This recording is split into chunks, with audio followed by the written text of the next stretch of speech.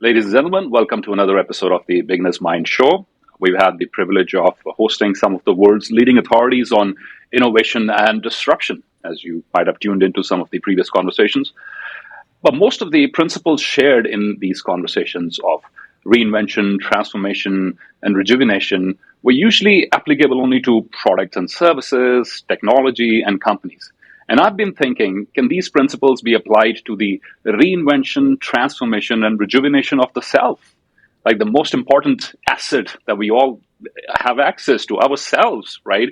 And then it can have ripple effects in what we do in terms of what for a living or the corporations that we run. We intend to answer that question for you today about self-rediscovery and self-rejuvenation and self-disruption on this special episode, because joining me today is our special guest, Whitney Johnson, who's a global thought leader on self-disruption and smart growth leadership. Whitney is the CEO of tech-enabled talent development company Disruption Advisors, listed by Inc. 5000 as one of the fastest-growing private companies in America. Thinkers 50 ranked her one of the top 10 management thinkers in the world in 2021. And in 2020, she was top voice on LinkedIn, where she currently has more than 1.8 million followers. Whitney is also the best-selling author of several books, including Disrupt Yourself and Build an A-Team, and she's a frequent lecturer for Harvard Business Publishing's Corporate Learning Division.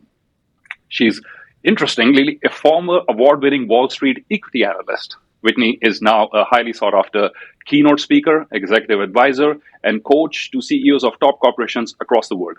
Please join me in welcoming Whitney Johnson. You're welcome to the show.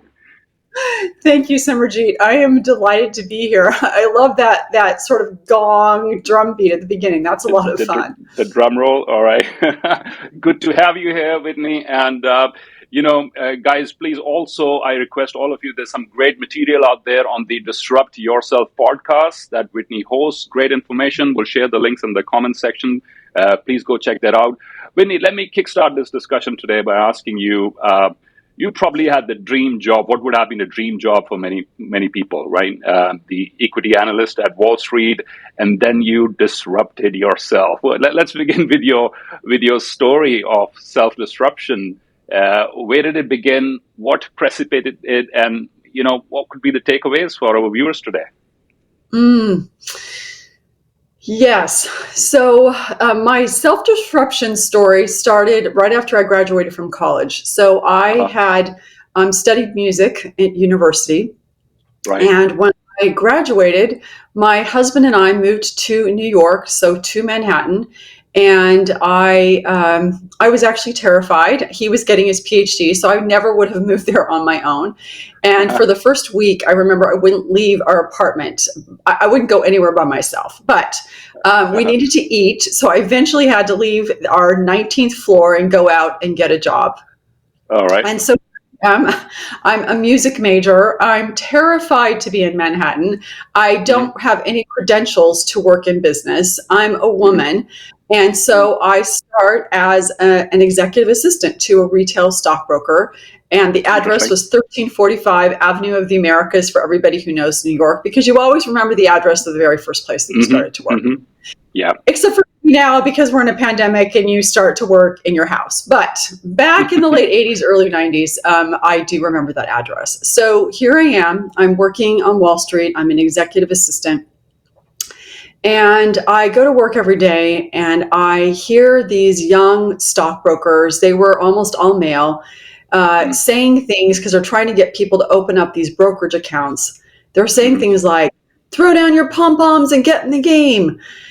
At first, I was a bit offended because I was a cheerleader in high school. But after listening to this say this over and over and over again, I realized I need to throw down my pom-poms. And so I started taking business courses at night, accounting, finance, economics. And then I had a boss who believed in me, which allowed me to move from being the secretary to the investment banking track. And that was the beginning of my career.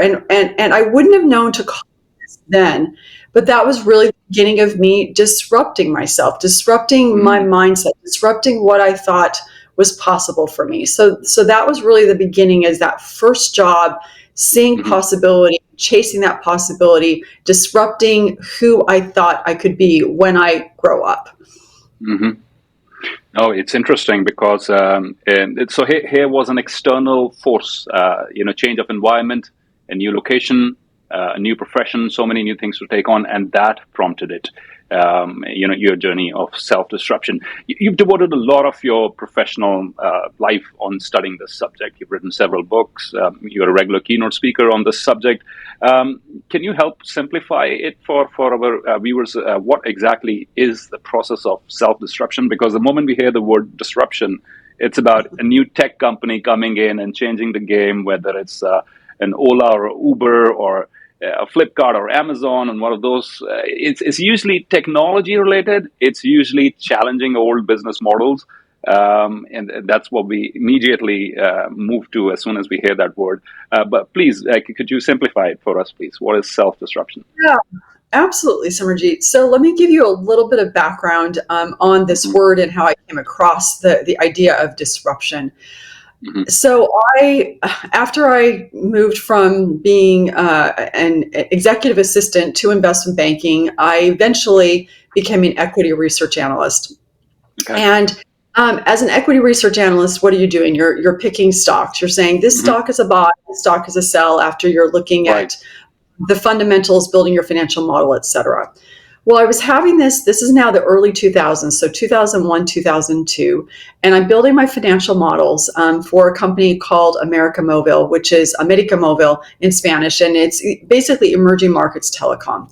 And one of the things that was happening is that every single quarter, they were beating my estimates, and not just a little bit, but by a lot.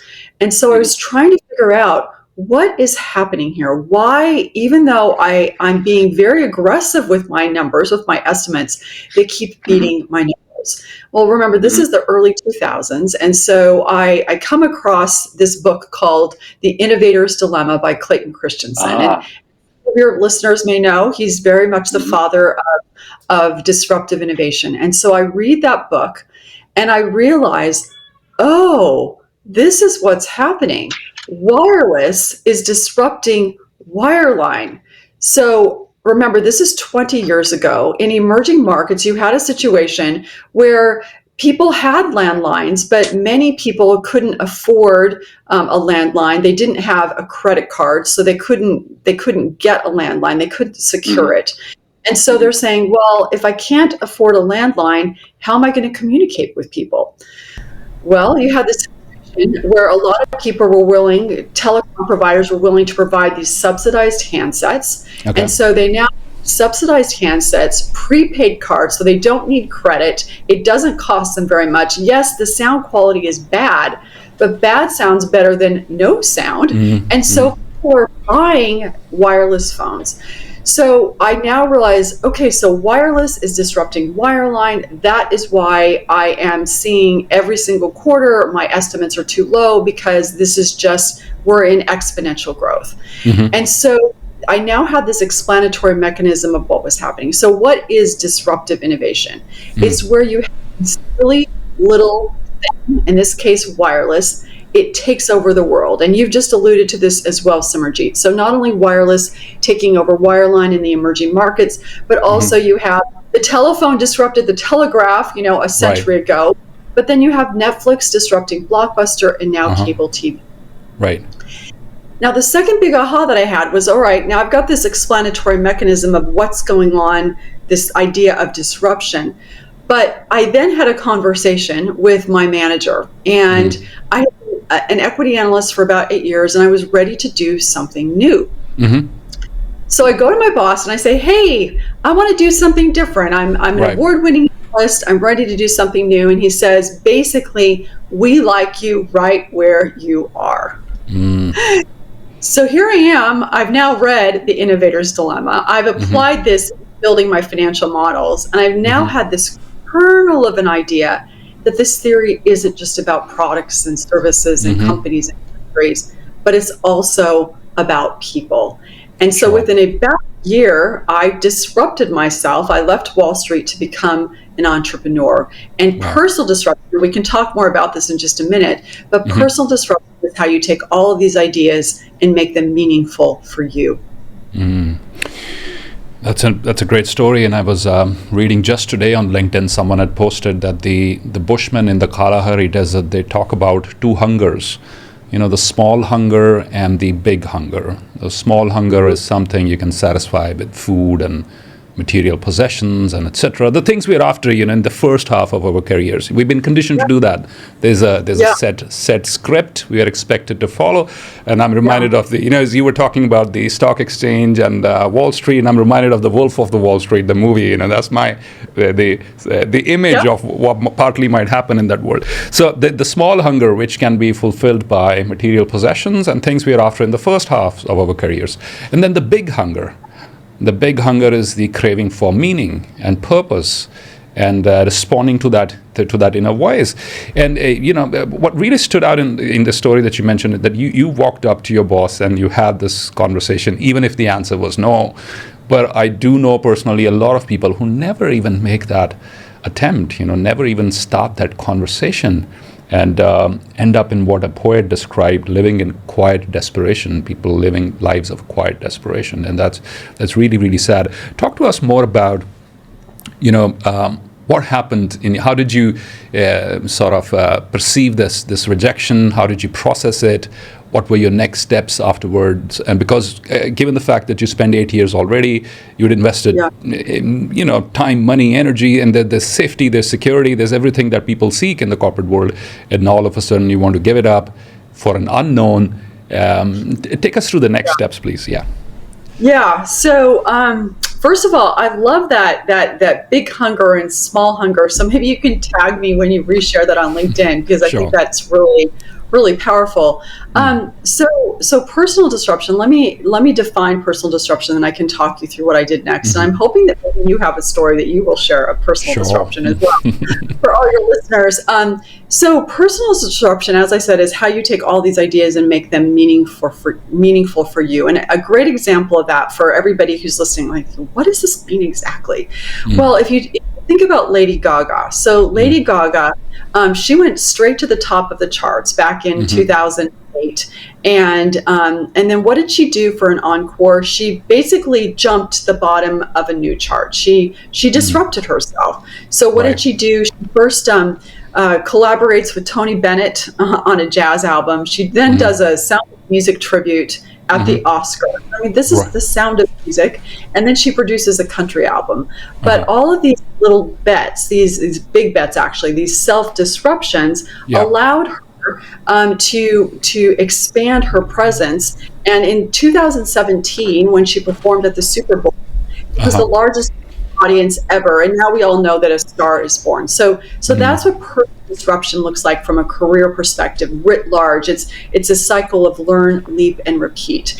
The big difference with personal disruption, and this is why it's such a big challenge, Simerjeet, is that with personal disruption, you're the wireless and the landline. You're Netflix and Blockbuster. You're the silly little thing, and you take over the world because you are disrupting you. So that's what self-disruption looks like, self-innovation looks like. To answer your question, I left Wall Street and I said, I'm going to become an entrepreneur. And there was a piece of me that was absolutely thrilled that I was doing this. And I think that does happen when we decide to disrupt ourselves. There's something, this, as you said, this big hunger, this animating force, this I feel like I will die inside if I don't do something. If I don't do it. If you feel this sense of thrill, but there's also a sense of terror, like, what did I just do? I just walked away from this very comfortable place, this place of stature, this place of prestige. I remember right after it happened, because I hadn't made a decision about what I was going to do next, which I don't actually advise. I'm hoping that people will do, learn from me and maybe not always do what I did, but follow some of my advice. But I remember having a conversation or reaching out to someone and calling them and saying, hey, this is Whitney Johnson reaching out to do X, Y, or Z. And I remember having this big identity shift of I could no longer say, this is Whitney Johnson, Merrill Lynch. It was just Whitney Johnson. Right. And who was Whitney Johnson? I didn't have that sense of self yet that I have today, as I've done that work over the past, 50 years. And so there's a big identity shift that happens. And to your question, there was, for a couple of years, at the launch point of the S curve, which we can talk about in a minute, whereas it was a bit messy. Who am I going to be? What am I going to do? What is it going to look like? And that place where you do feel like, yes, I made the right decision, but there is that messiness that takes place initially when you make that decision to disrupt yourself. I'm absolutely happy that I did it, but it is a reminder for us that when we do it, it's going to be messy initially. It's going to be thrilling and terrifying. And the very fact that it's messy is an indication that you're onto something big, that you've disrupted. You've not just, it's not just incremental improvement, you've shaken things up. One of my favorite quotes on innovation goes, I read it somewhere, I don't know who the author is, but I read it somewhere, that the light bulb was not the outcome of incremental improvement from the candle. It was... Nobody innovated step-by-step Kaizen philosophy from the candle to the light bulb. It had to be a major jump. And when we impose that on ourselves, it's bound to be a messy position. So I think the messiness is an indication that you're onto something big. That's a great story there. And I think perhaps you would agree, in the first chapter of stepping into this unknown, we do the imposter syndrome sometimes kicks in, as in that little voice of self-doubt says, who are you to be doing this? And I speak for myself when I say, because I self-disrupted many times. Yeah, sure. Tell us a self-disruption story. So I'll share with you a couple of the biggest ones. 2007, I was in the UK, so I had a boss who was very understanding, and I would have open conversations with him. Thomas Fullard, God bless you wherever you are, man. You're a wonderful human being. And I would say, I have the urge to do more in life. Yeah. So I've been in the hospitality industry for 8 years. I enjoy pre-openings. There's a lot of action happening, recruitment, opening new restaurants, there's hiring staff, there's SOPs, there's a lot of action. And then the hotel sort of goes into the autopilot mode. So it's breakfast every morning, and it's functions, and it's conferences, and you just stand there in the lobby, put on your suit and just, meet a few customers and play with the Excel sheet a little bit, and it's not that challenging anymore. So I would frequently have conversations with Tom, and I said, Tom, look, I'm 27 and I feel there's more inside me. I want to do more. And I probably want to go back to India, Tom. He said, are you sure? Because I'd spent by now, in 2007, 9 years in 5 different countries. And I had my Canadian residency PR application coming through. I had a job offer in the US, my British permanent residency. And I was like, no, I want to do something radically different. So at first, I feel this is what we tend to do. We tend to take the safe path, the safe passage back into. And I applied to one of the most prestigious business schools here, which is called the ISB in Hyderabad, the Indian School of Business. They were ranked in the top 10 at that point of time. Well, long story short, they turned down my application. They didn't even invite me for an interview. And now I'm left with a rejection. And again, but I've announced it. I've told so many people I want to move on from this industry. I want to do something bigger. So what do I do now? And now I'm confronted with the big leap, the biggest leap, which is like, what would I really want to do?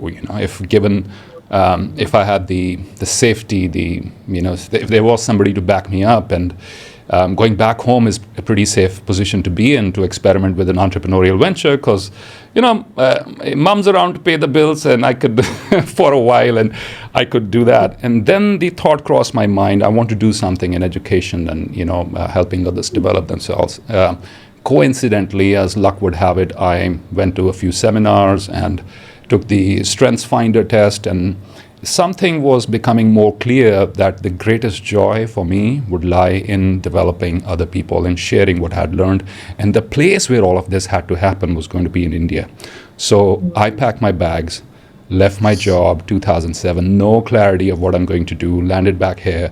In a tier 2 city, I'm not in one of the metros, I'm not in Delhi, Mumbai, or Bangalore, or the IT capital. I wanted to be back with family.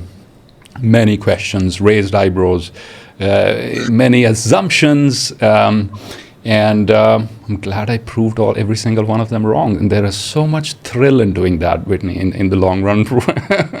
I love to be underestimated of what you can do. and then proving other people wrong. But it's been a journey of 15 years now, almost 14 to 15 years, challenging every single day, because every client is different, every keynote is different, every company is different, and you have to sort of put in your very best every single time. Very challenging, lot of travel involved, but would I trade it any day? I wouldn't trade it. Exactly. And what I love about Simerjeet is that this question that bubbled up for me as you were sharing this story is like, what if the ISB had accepted you? What would your career look like? Like, that was such an important no for you. And I also think it's interesting listening to you is this idea of, on the one hand, when you went back to India, you know what you were how you were going to make your way, but you knew what it's like you actually did know what you wanted to do. It was just a matter of like, how are you going to make this happen? Exploration, I think. So when you talked about the messiness, that there was like a big vague picture. This is the direction that I want to head into. What are going to be the exact steps? I didn't know. And it's I take it just like, you go to some of these hotels, have these automatic detection system. As you walk on the passage, the lights come up, in huge hallways to save energy. And it's quite like that. You step forward and the next 3 lights go on, and then you step forward again and they go on. But if you choose to stand there, it's dark, right? So you would never undertake that journey. So that's how sort of the clarity happened, and it's a never-ending process. That's the beauty of this the journey that I've undertaken. That it's you never arrive. You never say, done now. This hotel is now working and operational and can be left in an autopilot mode. No, in what I'm doing right now, nothing can ever be in an autopilot mode. You have to put in your best every single day. So that was my story. Thank you for sharing that. And I love that metaphor of like, if you stand there, it's dark, but if you move, things light up. Love it. Yeah, thank you. In some of your keynotes, I heard in some of your videos that I watched, and I highly recommend, guys, there's a wealth of information out there on Whitney's YouTube channel, as well as on the other speeches that you've given across on different platforms. You spoke about the universe giving you the nudge, for those who are unprepared. Talk to me about what exactly do you mean here, and how can people make themselves a little more open to the experience of the universe giving them the nudge? Yeah, so it's such a great, not great. It's an important realization. So one of the things that I often think about is people will talk about, well, what happens when I lose my job? So, if you lose your job, you get fired, and I don't know what it is globally, but certainly in the United States, and this is pre-pandemic, so it's definitely higher now, is 10 to 15% of the workforce loses their job every year. And so you think about this idea, talk about being disrupted, right, when you lose your job. And I know that I had this hypothesis, because people will often say to me, well, it was politics. That's why I lost my job. And I say to them, precisely. What that means is that you were trying to walk through a door, and there was a bouncer standing at the door, and it's pretty hard to disrupt yourself, to take on this idea of market risk, to play where no one else is playing when there's a bouncer there. And so what I invite people to consider is, maybe you lost your job because it was time to disrupt yourself, and you knew it. You knew it. You could feel it. And you do it because it was too scary to do. And so the universe gave you that nudge. And this is my hypothesis, but I will tell you, Simerjeet, every time I share my hypothesis with someone, they say, yeah, I did. I knew that it was.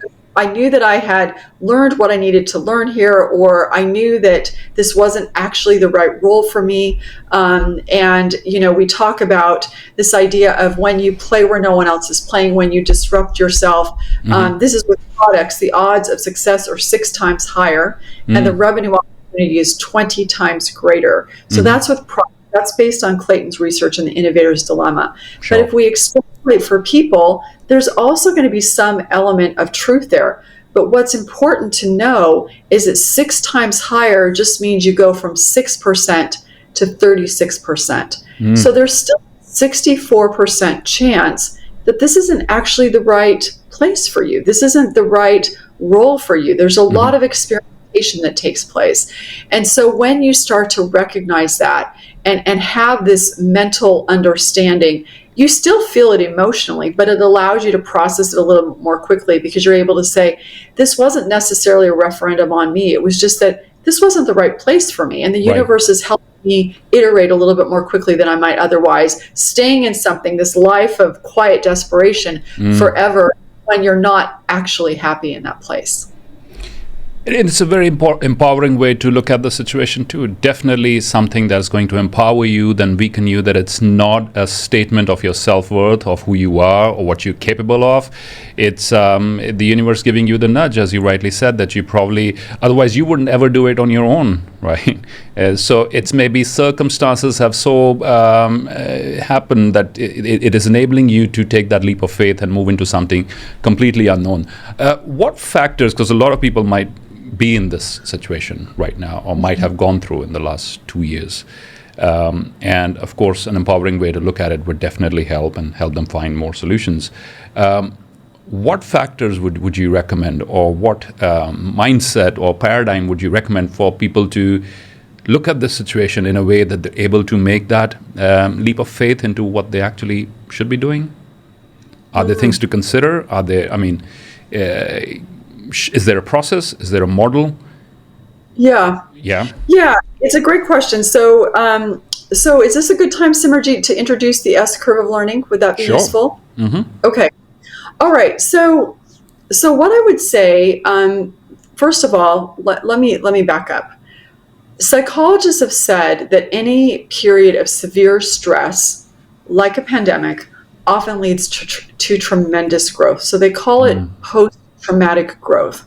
And I find that tremendously encouraging. One of the things that's happening in our brains is that when our brains acquire a little bit of stress, then they have to figure out what to do with that. And so there starts to be these new neural pathways that have formed. Okay. And so one way for us to just set context around this conversation over the past, what do we do now going forward, is to recognize that if you will allow it to be this way, that you are coming out of the pandemic, you potentially can go into a period of tremendous personal growth because of post-traumatic growth. And so that to me is thrilling. The other thing I would say is that our brains are wired to grow. I mean, we talk about neuroplasticity, they're wired to grow. And so then the question becomes all right, so if our brains are wired to grow, it's our default setting, number one. Number two, we're coming out of the pandemic, this period where we can have this post-traumatic growth. Then the question becomes, all right, I'm willing to disrupt myself. I'm willing to do something new, but what does it look like? Is there a map? Can I get smart about what growth looks like? And so we have discovered in our work is this something called the S curve of learning. Okay. Some of your listeners who are engineers in particular may be familiar with the S curve. It was popularized by Everett Rogers 60, 70 years ago, and he used it to look at how quickly do groups change over time. And we used it at the Disruptive Innovation Fund to look at how quickly an innovation would be adopted. And so what happens with this S curve, and I'm going to draw it. I know not everybody's watching this, but you can picture there's these three parts. There's the base of the S, where growth is initially very slow and innovation is slow to be adopted. But then you reach a tipping point, which Malcolm Gladwell popularized, and you go into hypergrowth, where that's bleak back of the curve, and then you reach this place of saturation where growth slows down. And so as we were using this S curve to look at how groups change, how innovations are adopted, I had another aha. So I thought about how the idea of disruption isn't about products, it's about people. My next aha was that this S curve can help us understand how individuals change. It can help us understand how we learn and how we grow. And that every time we start something new, we're on a new S curve, and I can talk through that, but that's the starting point. Is it helps you understand how we learn and how we grow. Do you want me to talk through a little bit in more detail, or stop there? You might have some questions or observations. No, I think the no and yes, that a lot of us we get to where we are by the proficiency in whatever we're doing, by that upward climb, and we say yes to those challenges, and all very exciting, and then, as you mentioned, the plateau sort of kicks in. A couple of questions: how do I know I'm there? And then, what corrective action can I take? And this might be applicable to a lot of our friends, maybe in the IT industry and others, or people doing routine coding or other sort of jobs where it's hard to figure out, is there more to learn? Or is it me just feeling disengaged just because I've been here in this setting too long? How do I know if I'm there, what the symptoms are, and what should be my next steps in order to not indulge in self-sabotage or something harmful like that? Okay, perfect. All right, so let me explain the S curve at a very high level, and then we'll talk about what you do when you get to the top of the S curve, and how you'll know that you're at the top of the curve. So our brains are running these predictive models, and whenever we start something new, we have this hypothesis about what is it going to take for me to get from the bottom of the S curve to the top of the S curve, the bottom of the mountain to the top of the mountain. And we're at the launch point of this S curve, that flat piece of it, the bottom of the mountain. We're making lots of predictions, many of which are inaccurate. And so our dopamine drops. Right. And it's not that growth isn't happening. It is in fact happening. It's happening very rapidly. But because everything is so new, we're gangly, we're awkward, we're uncertain. You talked about imposter syndrome earlier. We feel this sense of it feels so slow. There's this the emotional arc of this is that it's very slow.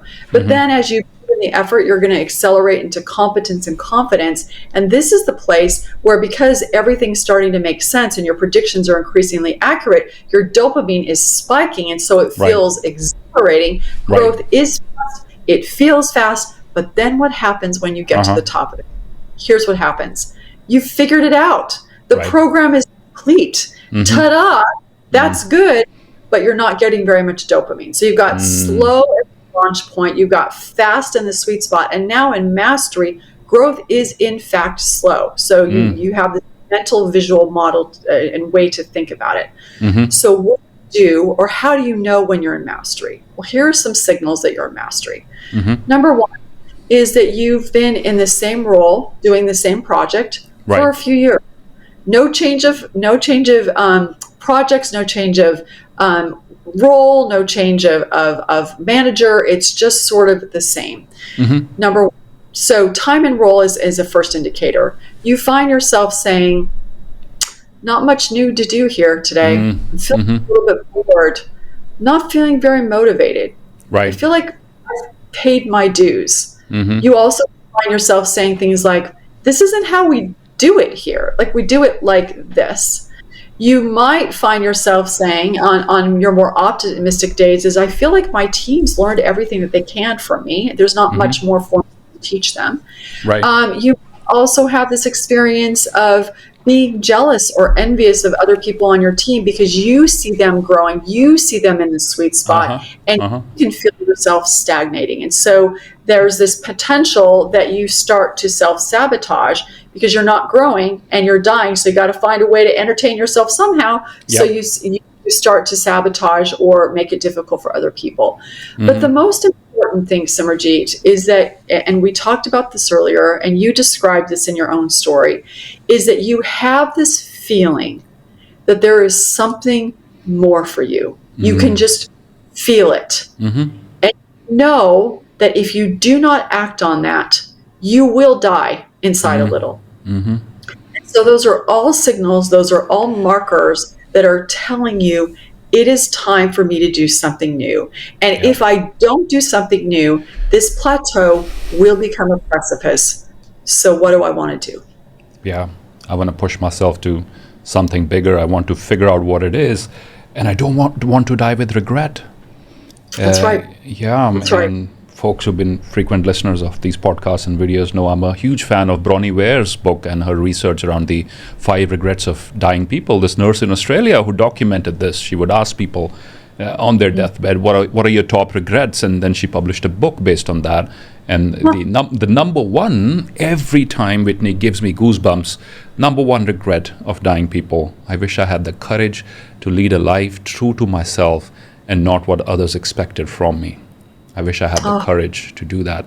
And yet so many of us run by this script given to us by society or by popular media or movies of what a successful life ought to look like. And I'm sure corporate leaders have a huge role to play in terms of reinventing what work means, because and we are probably going to get that in the comments as well. You and I are entrepreneurs, or solopreneurs, or people who provide or running companies. You're running one of the fastest growing companies in America. I speak of myself. I have a small team, but I also have the blessing of making my own creative decisions, deciding what new projects to take on. There's so much creative liberty there to do what I'm doing. And unfortunately, many talented people in some of the largest corporations in the world, thanks to bureaucracy or structures or hierarchy or so many other things which are relevant in the industrial age but are irrelevant today, but are still being followed, they don't have that liberty. And so I think corporate leaders have a huge role to play in terms of, because there's a crisis at hand, and the crisis of disengagement. This whole reset, people don't want to come back to work. We haven't figured out what the new future of work will look like. And that's going to be my next question to you. You work with you coach so many leaders, you work with so many companies. Is there enough happening on this front? Is this a priority for business leaders, giving people the liberty to explore and to do what to reach their highest potential? Would it ever be allowed at the workplace? Because I know in one of your keynotes you did ask how many of you been to the headmaster's office, and I was sitting there in front of the TV, just watching that video, remembering the number of times I had to be in the headmaster's office for creating all the trouble. But I wouldn't be doing what I'm doing today if it wouldn't be for that creative spark that I had as a child, but it's stifled in the corporate setup. So speak to us about leadership, please.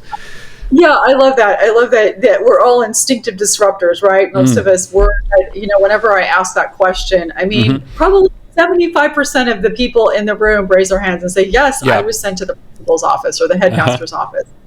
So my answer, Simerjeet, is that there is still so much to be done for people to be able to bring their dreams to work, which is effectively what we're talking about. And yet I feel very optimistic. It has changed dramatically, and I do believe that the pandemic helped accelerate this. One of the things I would encourage your listeners to think about is, you talked about the Great Reset, we've talked a lot about the Great Resignation, but I think that what we're talking about right now helps you as a manager, as a leader, to reframe and think about talent development, to think about recruiting, to think about retention. And here's why. What we learned from the pandemic is, as we all were pushed off our current S-curve onto a new S-curve, because there's the pre-pandemic and the post-pandemic S-curve of our lives, what we found as individuals was that we were more resilient, that we were more capable than we thought we were. We discovered so much about ourselves, this idea of the post-traumatic growth. And so as we move out of the pandemic, people are saying to themselves, I don't want to go back to what I was doing. And so when we talk about the Great Resignation, we're implying that people are giving up. But I don't see in many instances this sense of resigning from. What I see is people are saying, I want more, I aspire to more. And so I have reframed it as the great aspiration. Oh, wow. And I think as you as a manager or leader can frame it as the great aspiration, then you have brain, the people, they want to grow. People want to grow. And if you use this S-curve, this slow, fast, slow, this is how you grow, as a way to think about that, it allows you to spark that conversation so that growth can happen. And let me give you a very specific example of the kind of conversation that can take place today with someone that you manage. Please. So one of our wonderful clients is Kraft Heinz, the company that makes ketchup and many other products. But ketchup is their flagship product. Mm-hmm. And there was a woman by the name of Yang Shu who was very much at the top of her S curve. Mm-hmm. She was managing treasury in the finance function and at the top of her curve, and they needed her to be there. So the organization, Kraft Heinz, needed her to be there. But they were also concerned that they were going to lose her, because when you're at the top of the curve, you're not getting dopamine, and your brain says, give me more dopamine. Mm-hmm. So how do you get that? Well, what they did is they said, all right, Yang, we need you to keep doing this. We need you to stay at the top of the curve here, but we're going to give you more resources so you can manage people doing this, free up capacity within your portfolio of S curves, and then invite you to take on a new role, which was an operations role, a COO role, more internal facing, move her to Amsterdam and add that to her portfolio of S curves where she was at the launch point, so that when you took her portfolio in toto, she was back in the sweet spot. So what that did, it allowed, as an organization, to move the business forward. It allowed them to retain her by developing her, by honoring that growth is her default setting.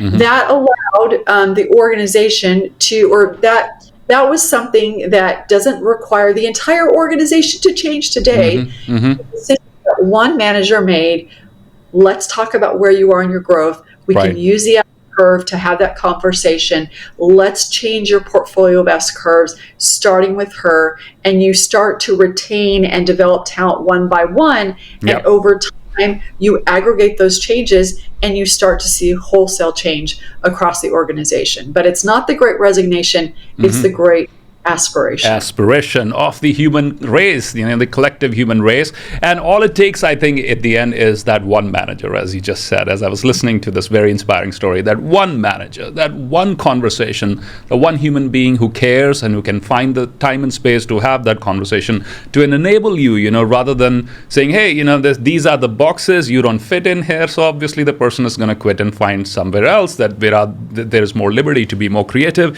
It has been such an amazing conversation here, Whitney. Thank you so much. Really appreciate your time. And I'm sure, time permitting, we will have you back. There are a lot of other questions that will emerge, in the comment section and elsewhere. And folks, we will leave for you the social media handles and the email and website address and all of the resources in the description below. Whitney, thank you so much for joining us today. Simerjeet, thank you for having me. Absolute pleasure. So that was Whitney Johnson, who's also the host of Disrupt Yourself podcast with millions of downloads. And she's hosted guests like Brené Brown, Adam Grant, Susan Cain, among others in the past. If you want to connect with her, her website is whitneyjohnson.com, or you can write to her on wj@whitneyjohnson.com. She was also the co-founder of the Disruptive Innovation Fund with Clayton Christensen. And for all of you who were with us throughout the duration of this conversation here today, I encourage you to do what I ask you to do every single time. Number one is to learn with the intention to apply. Number two, learn with the intention to teach. That's how you have more clarity on these principles. Participate in the discussion. I encourage you to share your own stories of self-disruption in the comment section below. If you've been through major personal or professional change that was either self-initiated or dumped onto you by your environment, but you made it happen, you survived, you thrived, you learned something from it, we would love to hear those stories of change and transformation in the comment section. So your stories are welcome. And also I have a couple of very important takeaways based on what I just heard from Whitney. Number one was, don't wait for change to happen to you, because that's going to be a very painful position to be in because you're not prepared. Initiate change. Push yourself into those situations and look out for symptoms like boredom and disengagement and resentment, and you don't have the spark or energy to come to work because it's boring and it's monotonous. And that does not necessarily mean that everything is wrong with the workplace or the job description or the manager. That probably also means that you have not paid enough attention to introducing some more variety into your professional life. And you can do that without quitting your current job. So quitting your current job, although in both the stories that we shared, whether it was Whitney's or mine, it happened in both the stories. But it doesn't have to be necessarily the only step. Introducing some variety in what you do by welcoming different sort of challenges, or taking on board a different portfolio, or having an open conversation with your boss where together you can explore what additional things can you take on in your job description, what might help you go to the next level of learning and sort of ignite your passion for what you do. So have those conversations. Quitting is not the only solution there. And we will also share in the end screen a couple of videos that I think would be good for you to watch for those of you who are still undecided about whether they should be disrupting themselves on their career paths or not. If you're undecided about that, but you feel that there is more inside you, that you can do more with your skills, you can do more with your life, perhaps these videos towards the end of this this video in the end screen will help.